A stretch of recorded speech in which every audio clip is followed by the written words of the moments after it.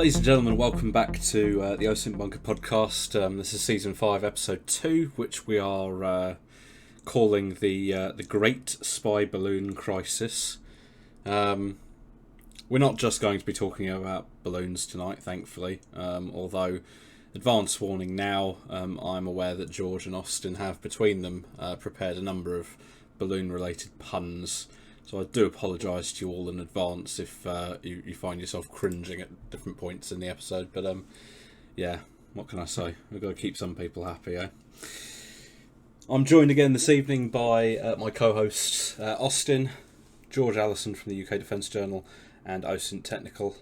And we are hopefully not just going to be covering the Great Balloon Crisis tonight, but we'll also hopefully be looking into the very tragic and sort of destructive events in Turkey today, the various earthquakes and aftershocks, and the sort of global military and aid response to that.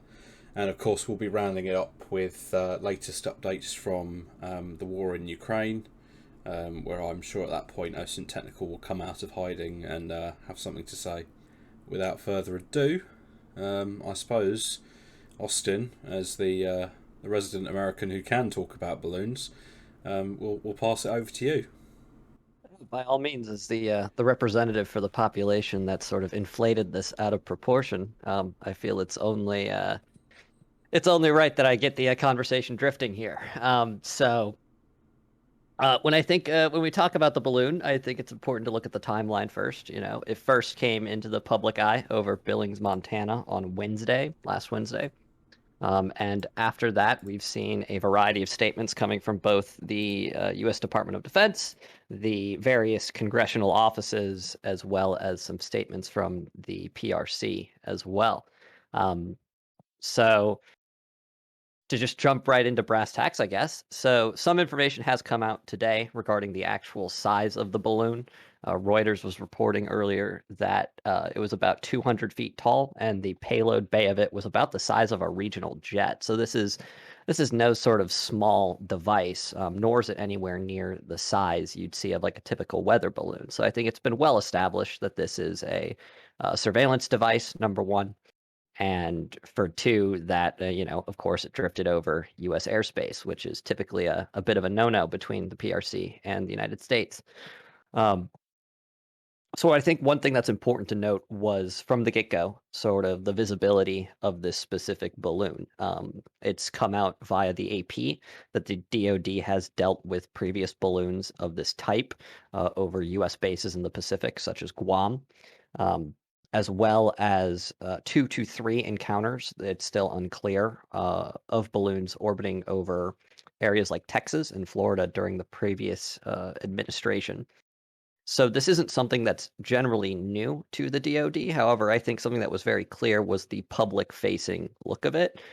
Obviously, those previous encounters hadn't really been covered by major media sources, nor had they really been seen by public bystanders. And when we look at this case in particular, it's really important to note that because, individuals on the ground could look up in the sky and see this, fairly large object drifting over them, there's a lot of questions being asked, and the DoD really had to scramble to, as well as NORAD, had to come out with a statement quite soon about what is this thing, what's our plan to respond to it, and so on and so forth.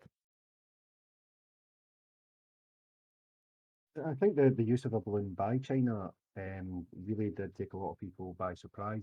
As we all know, balloons cost a lot more than they did even 5, 10, 15 years ago, but I understand that's primarily due to inflation.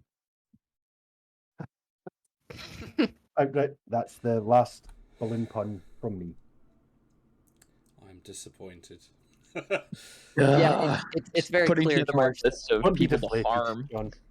It's very clear, George, that sort of the economic float necessary to fund a program of this nature is, within the PRC strategy. But I think something that's important to note is, number one, it doesn't appear that this balloon was guided beyond anything other than, the jet stream that has carried, balloons since World War II from various powers over. That's just a lot of hot air. over the continental U.S. So it appears, and the initial statements from the PRC were saying that this was blown off course. If you look at jet stream patterns and wind patterns, I don't really believe that. That being said, the fact that there have been previous encounters and those balloons haven't been shot down, I think showed that there was either a bit of complacency or a sort of risk taken by the PRC, thinking, well, we've done this before. How is this going to be any different? And I think we all saw how different it was when the U.S. Air Force shot down the balloon about a day ago over near the coast of South Carolina, making number one the first air-to-air kill of an F-22 Raptor since its introduction to service, and two, the first air-to-air kill, I believe, in the U.S.'s history since the first Gulf War. Somebody correct me if I'm wrong there. I think certainly by a fast jet, perhaps. Yeah. So, Operation Southern Watch, I know there were a few shoot downs then. I believe there were some over Kosovo in the late 90s. I'm not sure if there were any in 2003. No, you're right. There definitely were some in the Balkans. That's correct. Yeah. And of course, that's just thinking fast jets. I'm sure there have been shoot downs of sorts involving helicopters and such since then as well. I think the Warzone claimed that the shooting down of the balloon is possibly the highest altitude air-to-air kill ever. Now, that can't be right, can it? Did an F-15 not shoot down a satellite? Yes, but the I think what they're probably suggesting there is that the satellite is not air kill as such, as more a space kill. Of course, we could have that whole debate about where does the air end and where does space begin, but I think that's probably what they were thinking with that. Well, Space Force has been engaged with that debate with the Air Force for a bit of time now, and I don't think they found any common ground on that. See, I'm surprised why we didn't use any alternate means to down it. Think something like, I don't know, maybe pop music could have worked. I'm going to block you now on Twitter.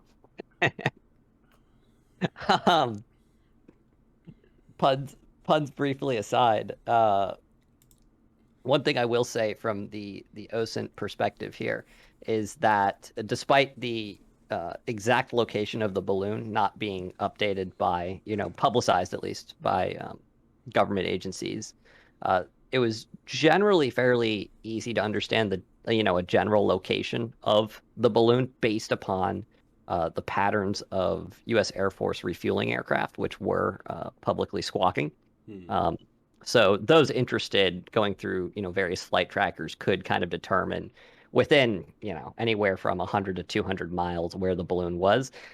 On a funnier note, there was actually a private balloon flight that took off, I believe, from Oklahoma that was, publicly squawking. And I know there was quite a few thousand people tracking some random balloon hobbyist as he was traveling over like Mississippi and being like, "That's it, that's the balloon." So it was probably that balloon enthusiast's most popular day, 15 minutes of fame. I am fairly sure that was a weather balloon, actually. Okay. It was a more of a not a surveillance balloon in the same way that the Chinese one was, but just a weather monitoring balloon. And of course, at the moment, the U.S. Navy is currently operating in the water around where the debris fell, and they're hoping in the coming days to try and salvage some of the sensor equipment that was attached to this Chinese balloon. It will be interesting once they do that to actually see what kind of tech was attached to this balloon, because I think, generally speaking, the images we've seen so far, for me personally, I was seeing a balloon with what looked like a miniature International Space Station type attachment. It seemed to have what I can only describe as a lot of sort of solar panel type arrays attached to it. It did, and I'm glad I'm not the only one who in my head made the comparison to the ISS, because the way that sensor array was set up in that sort of linear fashion with the solar panels branching out to either side, and then you have sort of like your tech bay in the middle, does look like a space station. Um, but what's been communicated from the DoD and from administration officials is that that sensor array, along with the solar panels, was about the size of a regional jet. And what we saw initially from the Biden administration was, it appears, at least from sources inside, it appears that the president wanted initially to shoot the balloon down the moment it entered U.S. airspace, but was then sort of convinced otherwise by DoD personnel. And what seems to be clear, at least there was concern that shooting it down over the continental U.S. could have incurred civilian casualties. And as we're sort of finding more information about the sheer size of this thing, I feel like That's starting those to make more concerns sense. are, yeah, exactly. Those concerns are more valid. There have been some, complaints, mostly from the opposition here in the U.S., stating that, the previous administration would have shot down the balloon right away, and like the fact that the current one allowed it to drift over the U.S. represents a huge sort of security breach. However, looking at sort of the optics of the entire encounter, I can definitely see sort of not just the narrative, but the mission of trying to gather as much intelligence from this platform as possible before downing it over the ocean, being a far less risky maneuver than the potential for, dropping a miniature ISS on somebody's poor house. Yeah, and a part of me half wonders if the US administration maybe believes that the weather balloon was not transmitting the data it was collecting directly back to China, or I mean, at one point in the past that was kind of the way that a lot of these surveillance kits, satellites, and so on were designed to work. They would fly over their route, collect all the data, and then drop the data package or transmit the data package at the end of their sort of flight time. Whether that's what's happened with the Chinese balloon and therefore shooting it down means that America potentially stops some of that data getting through to China, I don't know. But given, as you say, the structure of it looking like the International Space Station, I would imagine it probably has some sort of satellite communications ability. And so it would be interesting for the Americans, at the very least, to find out exactly what this balloon has been sort of filming or recording, what data it's been collecting about the US. Yeah, and there is that's a bit of a puzzling question, because when we look at the general flight path, right? And some administration officials, mostly actually members of Congress, have been talking about how one sort of strategic location the balloon flew over was the B-2 bomber base in Missouri, as well as some of the missile fields in Montana, to which, I would say you could generally float a balloon anywhere in Montana or Wyoming and find a silo. It's been pretty, it's pretty well known, and it's basically public information, not on absolute specifics, but where U.S. missile fields are. And these locations have been confirmed by various other powers via the Open Skies Treaty, which allowed Russia to conduct surveillance overflights of the U.S. to verify that we were in compliance with strategic arms limitation treaties. So, SALT II and all that fun stuff. And we've done the same to Russia. So, and the location of ballistic missiles is well known by either side at this point. So I can't imagine anything new was being picked up by this balloon. And on top of that, what I will say is that the messaging from the DoD has been consistent so far. Obviously, we don't have a way to truly verify the claims of whether or not they're able to successfully jam the transmissions coming from this balloon, as well as the quantity of data they were able to glean from it via SIGINT and ISR aircraft, as well as satellites.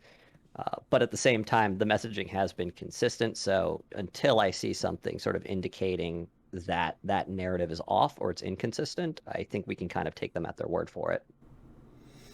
And in terms of that, it's been interesting to see the way that China has responded to the entire incident, because I think it's fair to say initially the Chinese government's stance was, we don't know what this balloon is, we're investigating internally ourselves. And then they came out and sort of said, no, this is like a civilian operated weather balloon, and it's just gone off course. And then when America decided to obviously shoot it down, the response that China has sort of made to that doesn't really fit with their story. They've obviously turned around and made comments along the lines of this causes serious diplomatic issues for the two countries.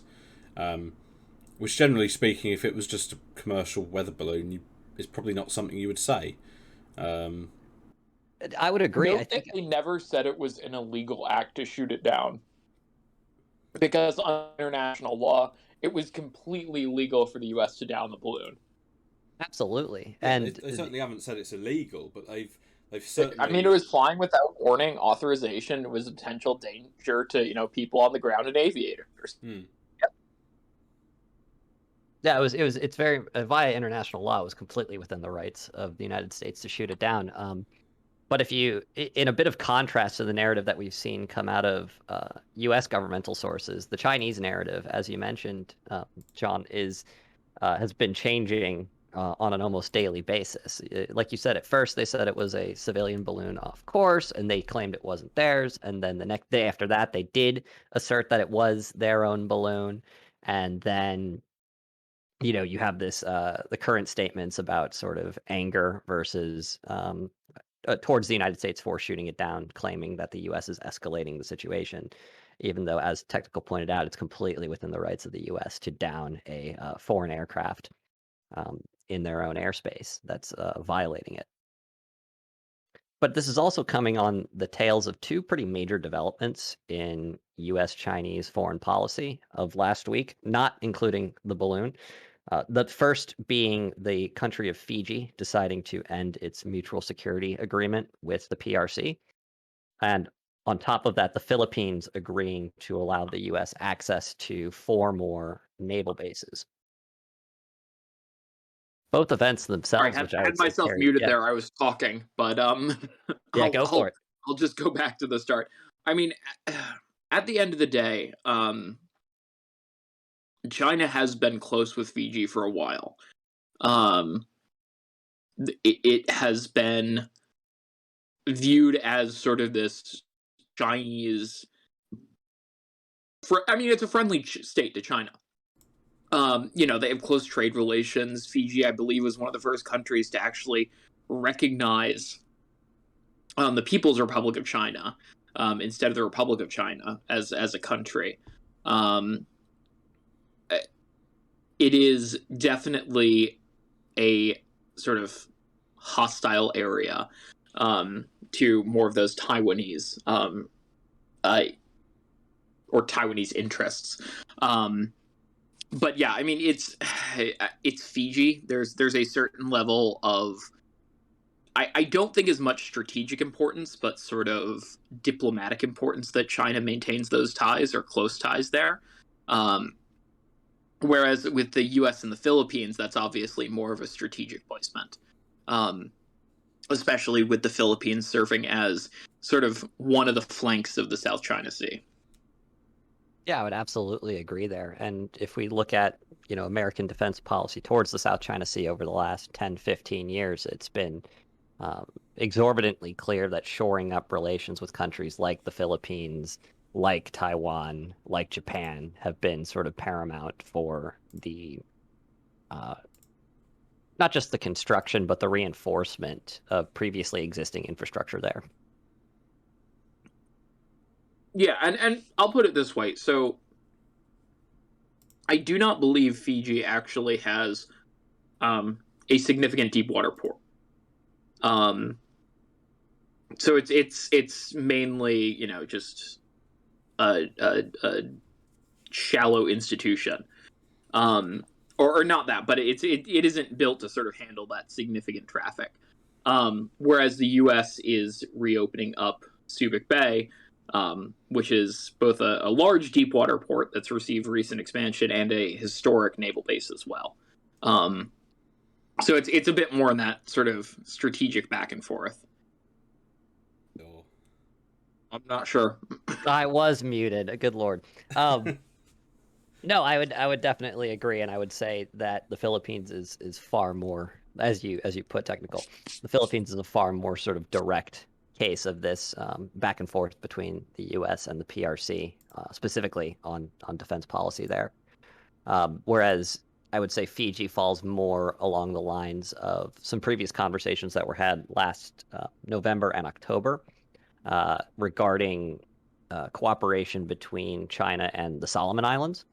And it's been very clear that the Chinese have been trying to shore up relations with a lot of these Pacific nations beyond the South China Sea.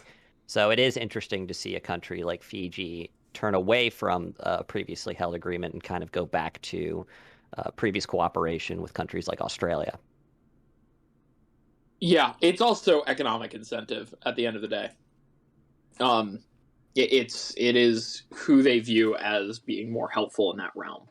And there's always the push out there of who's willing to offer more, and who's willing to be the better trading partner, or the better partner for economic existence, or the better partner who you think you can rely on.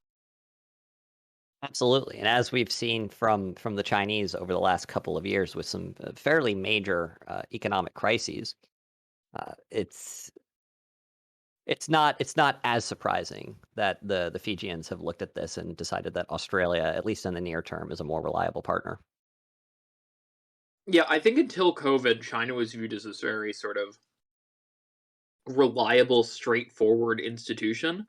Um, where you sort of knew what you were going to get. Maybe you'd have to sign a higher interest loan with them, but it was straightforward. Um, I think COVID kind of broke a lot of that sort of view on China around the world, and now more countries are a bit wary when it comes to dealing with them. But bringing the conversation briefly back to the balloon, I'm curious as to y'all's thoughts on particularly why we're seeing balloons being used as observation platforms as opposed to other intelligence gathering sources that we know the Chinese have, such as human networks, such as satellite arrays. Um, what are kind of the thoughts here on why a balloon was chosen? And do we sort of see that this program is going to continue moving forward in the wake of one of them being shot down? I suppose to a certain extent that the use of balloons is not all that surprising, because at the end of the day, it's another way for China to sort of test America's defences. And I think we've seen it in the past, really, particularly with the Russians and the way that they deal with the UK. They regularly send bombers and other types of aircraft to the edge of UK airspace to see what kind of reaction they can provoke and to see whether or not there is a reaction. And I suppose to a certain extent, China is obviously looking at a much larger scale of things, and ultimately there's probably a thinking in China that a near peer conflict with the US is probably the most likely outcome in the next sort of 15 to 20 years. And so they are very much looking at, well, okay, if America is to be our, long-term enemy, what can we do to gather intelligence? What can we do without sort of causing an incident? And I suppose to a certain extent, the fact that we've had this revelation now that there have been these sort of spy balloons that have been over US military installations across the Pacific in the past, and the Americans have kind of not really said anything about that until now, and it's only now that one is obviously sighted by the public over US sort of home soil, the US mainland, that the US government is kind of saying, yes, we are aware of these things, this has happened before. I suppose that's China sort of working out now, okay, so the Americans aren't too bothered if we're flying balloons over sort of their Pacific outposts, but the minute we get it over their mainland, that's suddenly a red line. There is a level of seeing, political ramifications in this of, let's see what happens and gauge sort of what the national response is. And I think in general, at the national level, the response was pretty unified, especially ending with the shoot down. I think the messaging has been pretty clear that it would have been dangerous to down over any sort of populated area. Whereas, it was immediately down once it was over water, and safety of people on the ground could be ensured. And so I generally think the U.S. positioning on that publicly has been very sort of straightforward and concise in that, this was a safety hazard, and we took it down in the safest way possible in order to, keep people from being potentially injured. And I generally see that as the sort of defining message going around right now. It would be a bit harder for the Chinese to justify the same thing if there was, say, an RQ-4 operating over the South China Sea. That doesn't pose a direct safety hazard.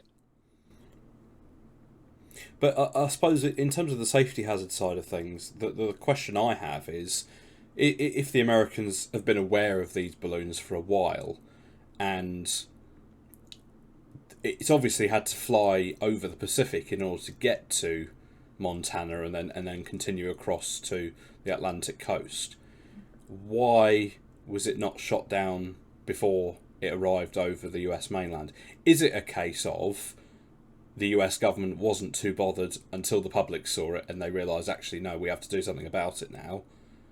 Or was it a case of the Americans genuinely didn't know it was there because, for whatever reason, perhaps this balloon was a little bit harder to detect than we perhaps imagine? And is that perhaps part of the reason why China is using these? Because, to a certain extent, a balloon travelling at that kind of altitude doesn't really show up on sort of the standard radars and other sensors that might pick up, say, a reconnaissance aircraft like a U-2 or an RQ-4, or even something so more. Just more a reminder, bomber. the Pacific is kind of big. And as the Australians have run into a number of times with their heavy investment in both over-the-horizon radar and other systems for sort of monitoring in that area, it's kind of hard to track things over the ocean. Because you can't just have radar sites set up to watch it. And so it is sometimes difficult to watch those things depending on the flight path. Yeah, I would agree on that. At the same time, I think what we've also seen as some precedent being established when it comes to, as you guys mentioned previously, like RQ-4 flights over the South China Sea or other sort of freedom of navigation missions conducted by either U.S. surveillance aircraft or U.S. ships through, the South China Sea.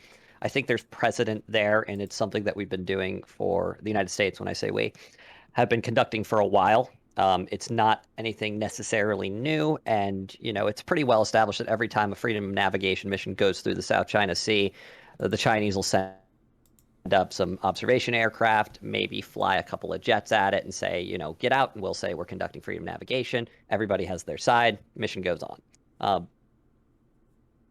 I don't have a hard time thinking that. I think, actually, you know what? I'm almost fairly certain that NORAD had a handle on tracking this thing for a while. I do believe that I think this is a case of sort of public recognition of the situation demanding a response.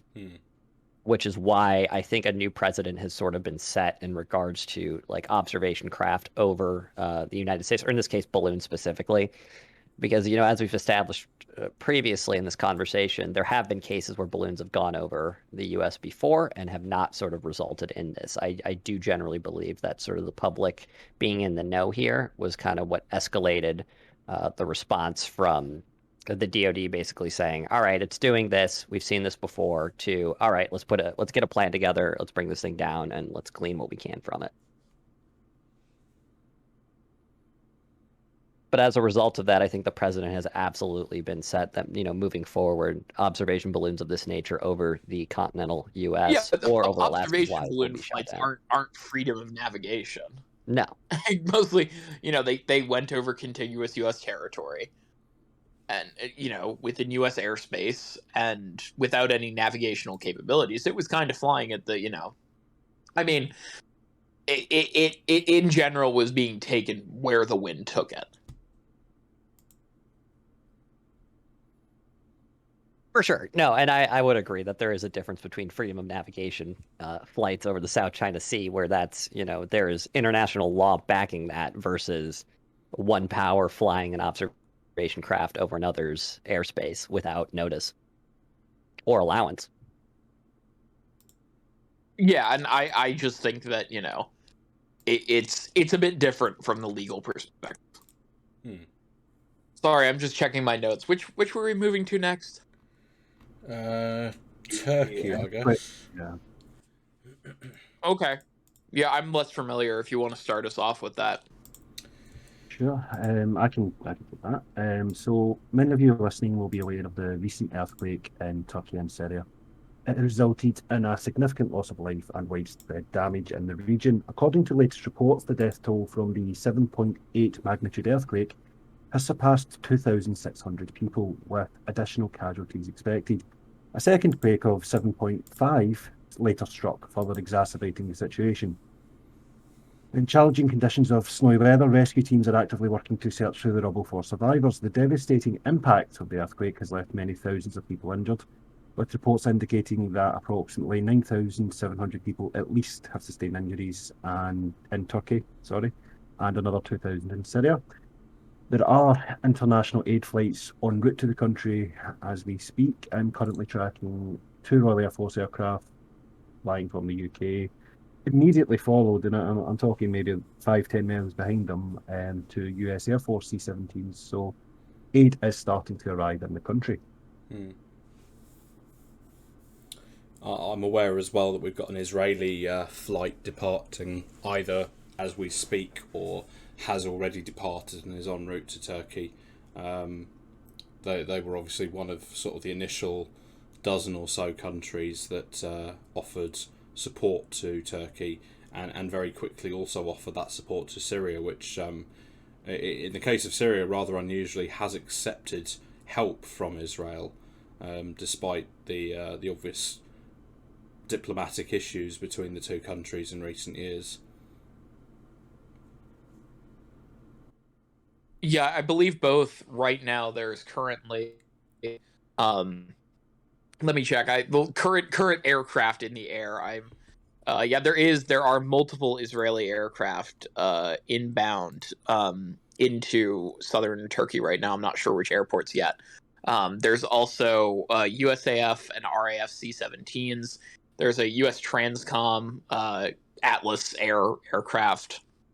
There's Russian emergency command, so they're actually what Shoigu used to be in charge of, so connecting that to Ukraine a bit. But they're sending, I believe, a couple of heavy lifters. I think there's a Greek Air Force got involved, the Italian Air Force, multiple Romanian Air Force aircraft sending aid. I believe the Greek one is a Greek rescue team flying in on a Greek Air Force aircraft. And then I think there's, of course, that internal air corridor of Turkish aircraft as well. So that's it's a lot. There's a lot around. Kuwaiti, Bulgarian. It's definitely a lot of countries, basically on every side of the issue, in Ukraine and globally right now, and on multiple different axes are kind of sending in aid. And of course, right now, I think what people are sort of missing as well, or isn't as much of a focus, as the devastation in northern Syria as well. There is just a significant amount of damage in that area. Yeah. It is a war-torn region, and it's going to, just due to a combination of international sanctions and sort of regime positioning, it's going to be extremely difficult to get the proper aid there, especially since it is still a war zone, with Turkish government forces, rebel forces, Kurds, and Syrian government forces all in this small area, which has been affected heavily by this earthquake. But at the moment there is a massive international aid push from around the world. Yeah, and as you say, it isn't just Turkey, it is obviously Syria as well. The vast majority of these quakes today have been very, very close to the Turkey-Syria border. For those who haven't seen, I tweeted a map earlier today showing sort of 4 of the key locations. There have been, as George mentioned, sort of 3 major earthquakes and then a significant number. I believe at this point we're talking in excess of 120 aftershocks. A very, very large number of those registering between 4.0 and 6.0 on the Richter scale. So these are serious tremors. And I think something ridiculous like 30 of these have occurred in sort of 4 large towns or small cities in southeast Turkey, very, very close to the Syrian border, which is obviously where at the moment we're seeing a lot of the sort of casualty counts and devastation images coming from. But as you mentioned, it will no doubt be affecting northern Syria in a very, very major way. And I suspect at the moment the reason we are probably not hearing and seeing as much about that is because, as you say, it is a war-torn country. We are talking about a significant number of refugees living in the affected areas. And although there probably won't be as much in terms of structural damage, the impact that it will have on an already very delicate healthcare system for those refugees and for others in that part of the country, it will inevitably have torn that apart, and so the aid deliveries and so on from the rest of the world in the coming days and weeks will be essential to trying to reduce the number of casualties that we see from this.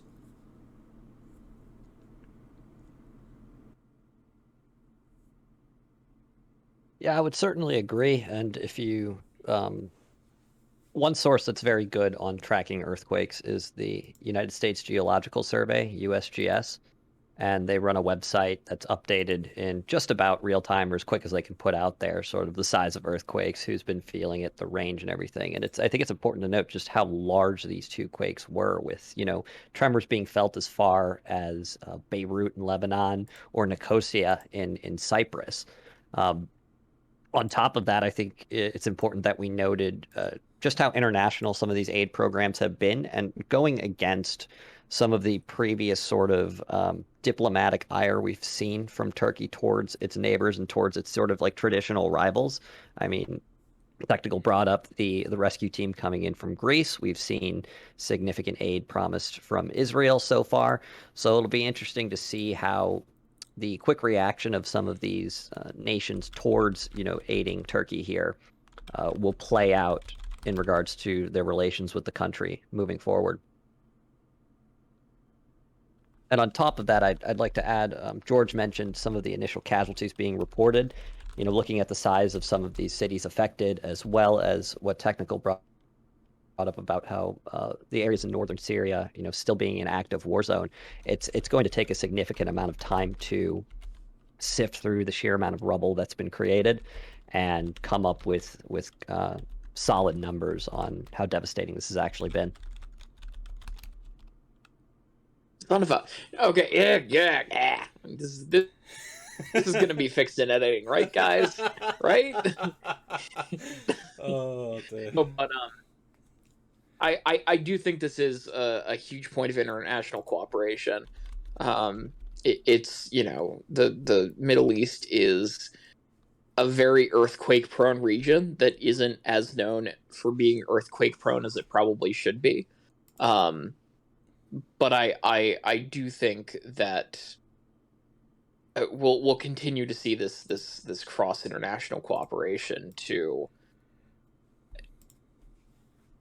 I don't know the best way to sort of classify this, but it will be to either save as many people as possible with immediate response, as we're seeing with the Greeks sending rescue teams, or more longer term aid as well, as we're seeing coming from other countries.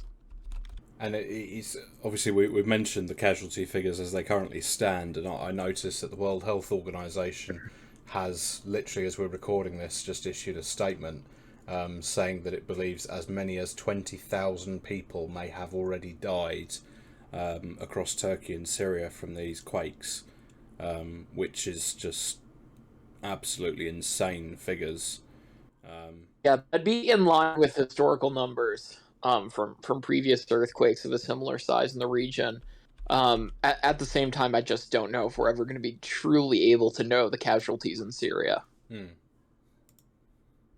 think that's entirely fair. And on top of that, I mean, the nearest major city to the epicenter of this quake is the Turkish city of Gaziantep. And, before this quake, it had a population just exceeding 2 million people. So we're looking at we're looking at a large city being directly affected here. And since the last quake of this size in the area, we've had the entire Syrian civil war. And Gaziantep has a sizable refugee population of people fleeing from Syria in temporary accommodations there. So on top of the existing population numbers, we have to consider the refugee population there as well. Yeah, and of course Gaziantep was the location of the first of the earthquakes, which was around about 4:15 local time this morning, and that was a whopping 7.8, which so far is the strongest of the quakes to have hit Turkey and Syria. But I mean, just I was reading through the stats earlier from another organisation, not the US Geological Survey, but another group who monitor earthquakes in Europe, and in the space of the next half an hour alone, there was another 4 or 5 quakes that have hit that city alone that were in excess of 4.0 on the Richter scale. I think the next strongest one that occurred was not even 15 minutes after the first, and it was a 6.7 recorded as. And inevitably, the impact that that's had is that, as we've seen from a lot of the footage coming out today, the search and rescue teams going in to these cities and to these other locations and trying to get people out, and then being hit by further tremors and literally witnessing the buildings collapsing around them as they try and work to free people. One can only hope that, by the end of the day that will sort of be it, and the tremors will fade away, and all these different aid organisations and countries that are sending people in to support search and rescue efforts will be able to do so without the fear of further sort of tremors and the associated building collapses that come with them. And of course, with events like this, there always is the fear, and as we've seen, there have been significant aftershocks. I believe it was one of the Turkish interior ministries that published a video of a crisis committee organizing over the first earthquake being hit by the second. Again, earthquake-prone region. This is something that happens there, and the degradation of normal resources, especially in northern Syria, caused by long-term civil conflict, is certainly an incredibly bad consequence for people living in the area. It is an issue that tends to compound. I really don't think that, especially with the number of IDPs in northern Syria and southern Turkey, we'll ever have a good number of the number of people affected.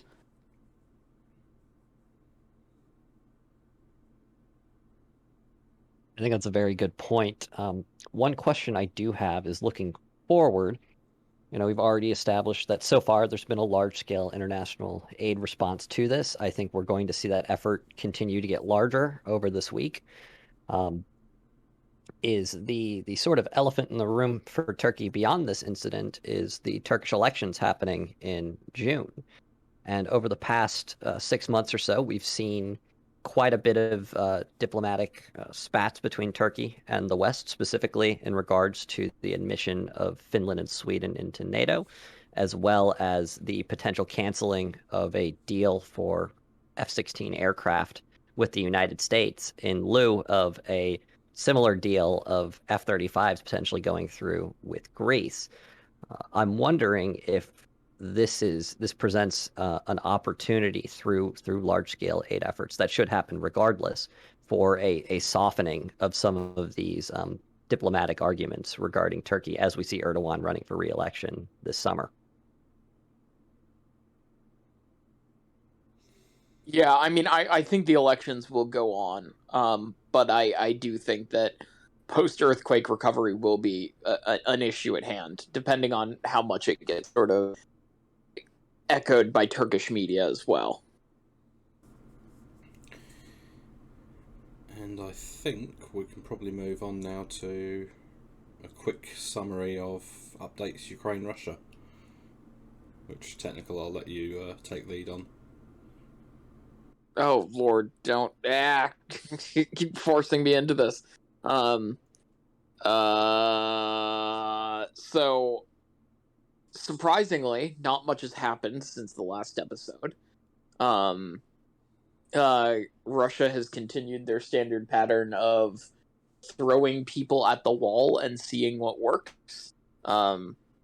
Unfortunately, that has caused major issues for them, especially once they're starting to develop some of their few remaining sort of high readiness units or high capability units towards attempting to break Ukrainian defenses in Luhansk Oblast, especially around Vuhledar and in that general forested area there. We've seen some Russian pushes that have been so far unsuccessful, and from the looks of it, depending on how sort of news comes out this evening, and it does depend, whether or not stuff was true, but it like Russians continue to take heavy casualties in the area.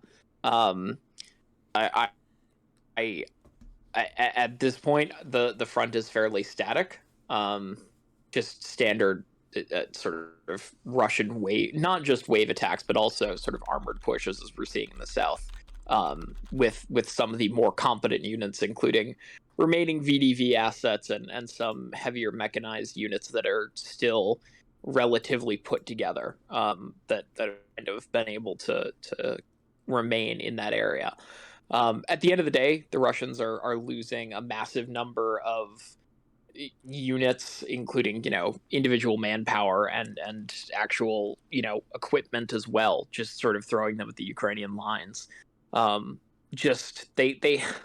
think the main issue is the Russians haven't been able to generate enough force in a single area to actually put together a competent or coherent push, sort of anchored in standard Russian doctrine, which is using mechanized forces to push through initially, accompanied by air power or some levels of air power and strategic special operations, behind the front lines to create, disarray in order to allow, the armored and mechanized spearhead to push forward.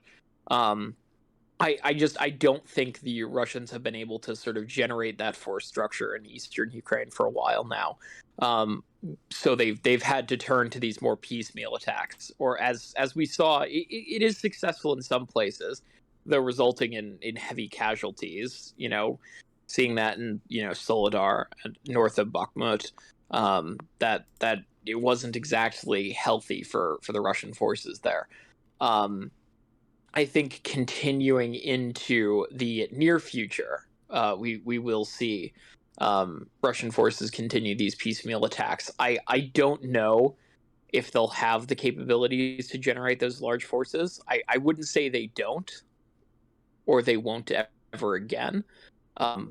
But they haven't demonstrated that yet. Has sort of led them to this inability to repeat earlier successes during the war, or even mirror what the Ukrainians managed to do in eastern Ukraine in the fall. On the Ukrainian side of things, we saw a major shakeup within the Ukrainian Ministry of Defense. So Reznikov was replaced by the head of the intel service. I forget what his name is, but he was a bit more hawkish on the chances for a Russian invasion last year. So he definitely appears outright to be confident. I do think this is, Zelensky has still been aggressive on his anti-corruption platform, and has been aggressive in cracking down on potential either misuses of resources or general acts that may decrease Ukrainian force readiness. We did also see some increased penalties for things like drunkenness and insubordination. So that there is a level where that may affect troop morale, with increased punishments, especially potentially taking away experienced individuals from the front line instead of just docking their pay, which was the previous sort of consequence for breaking those rules. There are more significant ones now. So we may see these individuals actually removed from the front, which may in and of itself affect some level of force readiness. So we'll see how that goes. But I think those are the main changes that we've seen in the area since then. Brilliant. And I think on that note, we will probably call it a day. Unless anyone else has anything pressing they want to add. Anyone want to talk about tanks? Yeah. Well, I would No say tank, from our last episode that we put out just before, there was finally some coherence and conclusion to the entire conversation about modern Western main battle tanks going to Ukraine. And since then, we have seen Germany finally agree to supply Leopard 2s as well as Leopard 1s. We've seen the British commit to supplying Challenger 2 tanks. We've seen the United States commit to supplying Abrams tanks, and then we've seen various other countries supplying some of their Leopard stockpiles as well, such as Poland, Denmark, and Spain. So I'd say that's a fairly significant update since our last episode on that conversation. But I think it's also important to know that it's going to take months for Ukrainian crews to be trained up on these platforms, as well as to transport them over to positions where they can begin making an impact in the war itself. Yeah, I know the Canadians have already started delivering units to at least Poland for training units, and Ukrainian tankers have started to train on British Challenger tanks within the UK. But we still that won't become a frontline thing probably for the next few months. And we'll see, because I mean, again, it's the two new assault brigades who are likely to receive at least some of the tanks into a sort of integrated mechanized force, utilizing Western armored personnel carriers and armored fighting vehicles and Western tanks as well. Cool. Anything else we want to add? I think that about sums it up. I don't have any puns left, so Ran out of balloon puns. Have you been deflated? you've really burst my bubble. And on that note, ladies and gentlemen, thank you very much for listening. This has been the Osint Bunker podcast, and we will be back with another episode in about 2 weeks' time. Thank you very much for listening.